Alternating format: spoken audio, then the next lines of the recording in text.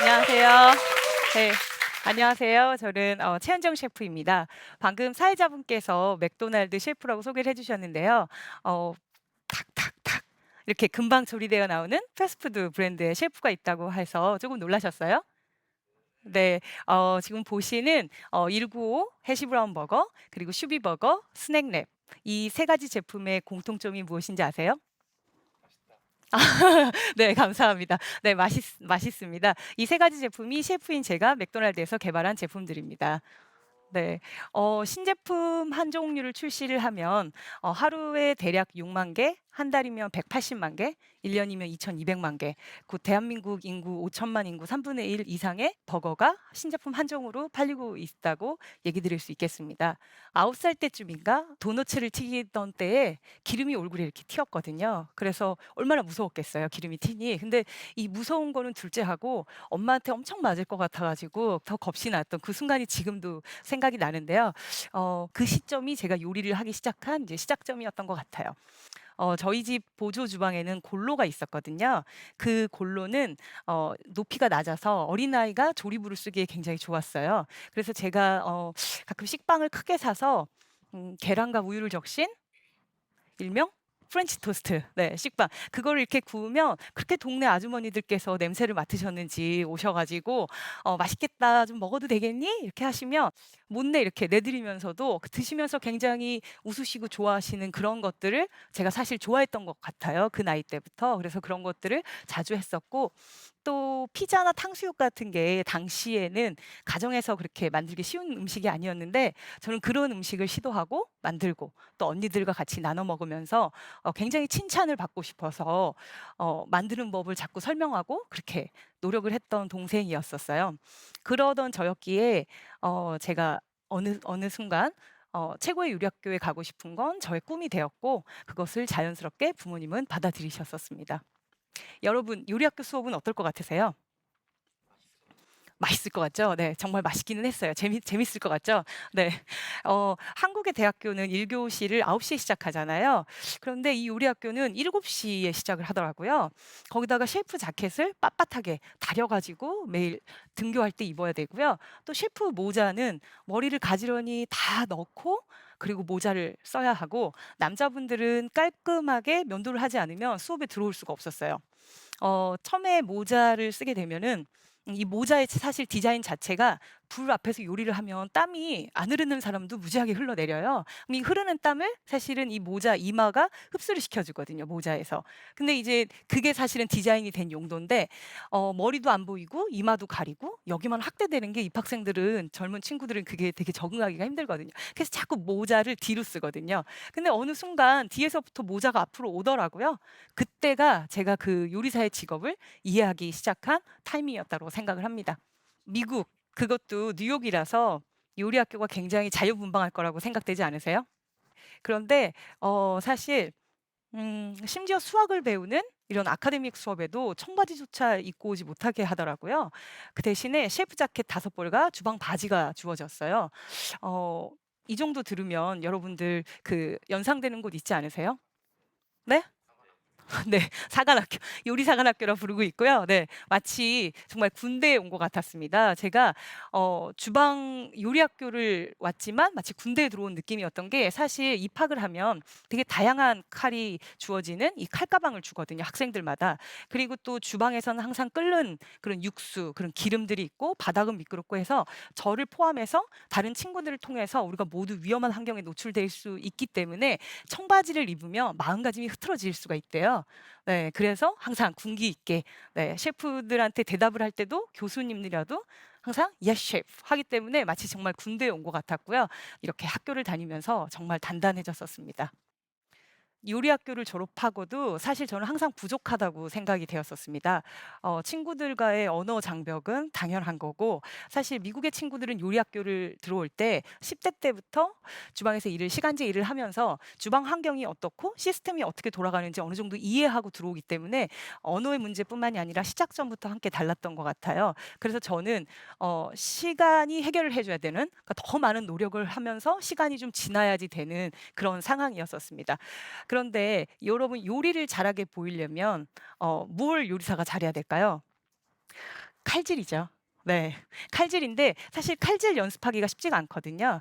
칼질은 사실 뭐 대량적으로 뭐 채소를 구매를 해서 제가 뭐 연습을 할 수도 있지만 그거에 대한 금액도 만만치는 않지만 그걸 또 다 하고 나서 버리기도 또 마음이 편치가 않잖아요. 그래서 인제 생각을 했던 게 오픈 핸드 프로젝트라고 음식을 봉사하는 단체가 있더라고요. 그래서 일단 거기에 들어갔습니다. 그곳은 노약자와 중증 환자분들에게 하루에 2,500 개씩 도시락을 보내드리는 그런 봉사하는 단체였는데 거기서 제가 맡았던 일은 그 대량의 식재료에 밑손질을 하는 일이었어요. 그리고 빨리 해야 됐어요. 그래서 당연히 제가 칼을 쓰는 그 솜씨는 빨라야 됐고 그걸 계속 연습하다 보니까 날로 정확도도 높아지고 속도도 높아졌었어요. 그래서 이제 칼질을 잘하고 보니 주변에서 저를 보는 시선이 달라지더라고요.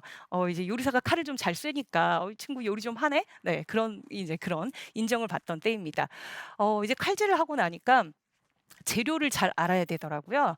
요리사가 재료를 잘 아는 건 당연하겠죠. 누구보다 재료를 많이 알아야 되고 그 재료의 특징도 잘 이해하고 있어야 되고. 그래서 그런지 학교에서 재료 수업 과정이 있더라고요. 근데 이 재료 수업 과정이 들어가서 막상 봤더니 당연히 뉴욕이기 때문에 굉장히 많은 그 다양한 사람들이 와서 살고 있잖아요. 다양한 레스토랑도 많고 그리고 학교도 그렇다 보니 위치가 그렇다 보니 세계 모든 곳에 있는 식재료를 거의 공부를 하는 그런 느낌이었어요.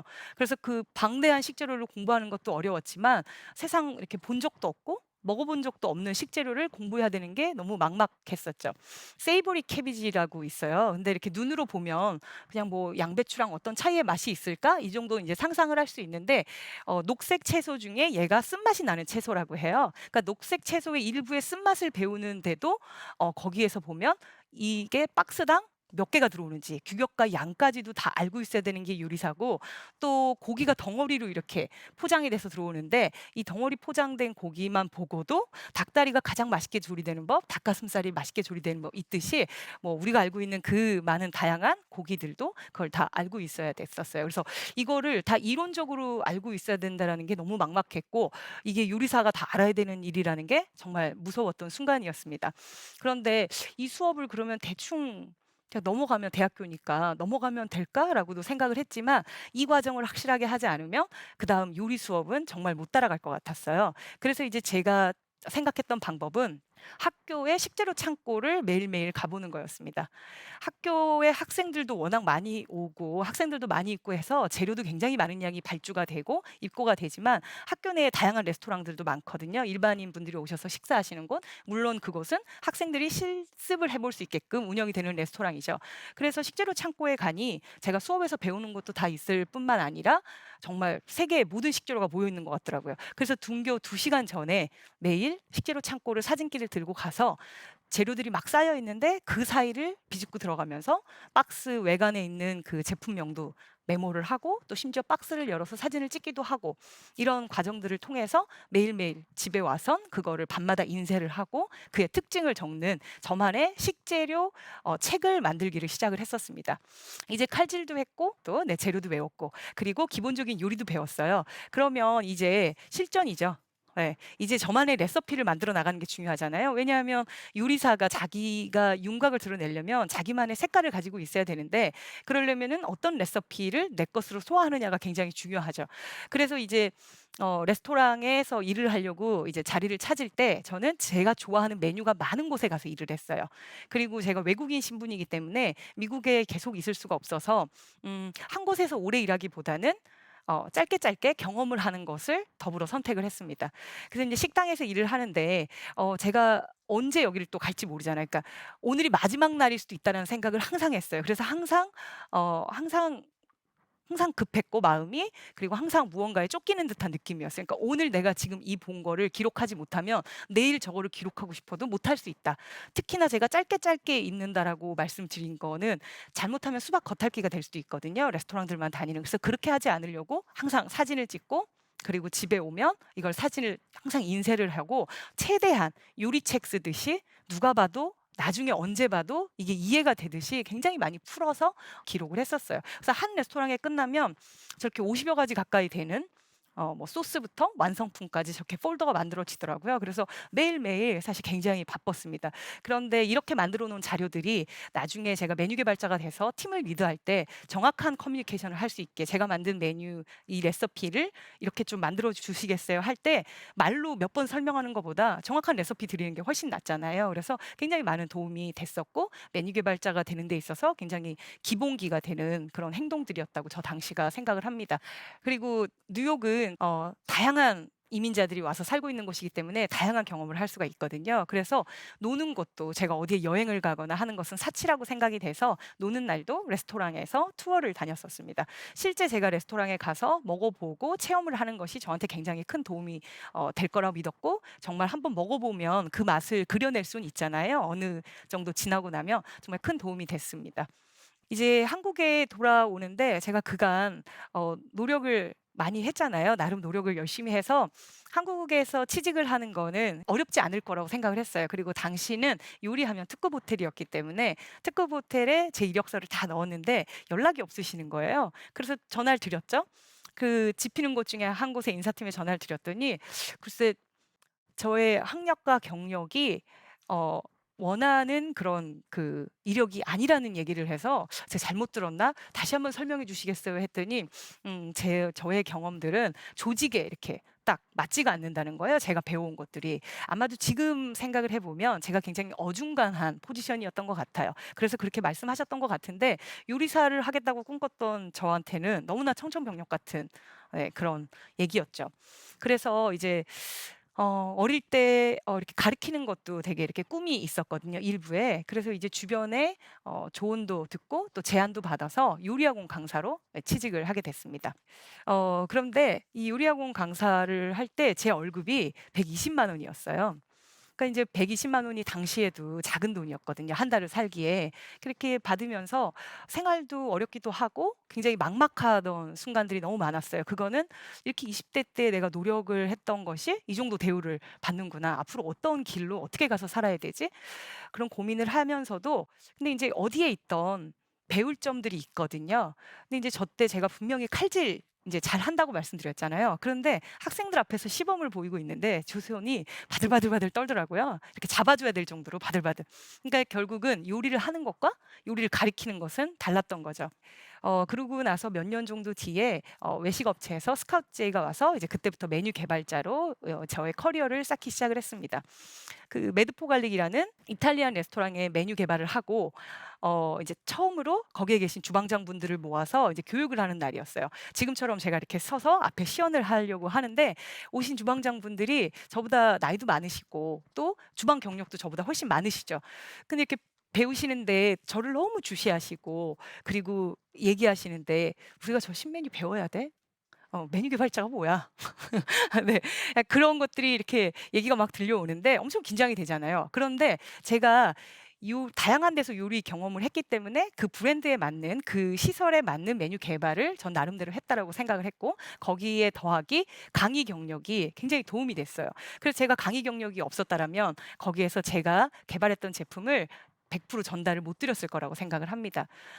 이후 파리바게트 운영하는 파리크라상 이 SPC로 자리를 이동을 했고요. 외식실의 인제 실장이었는데요.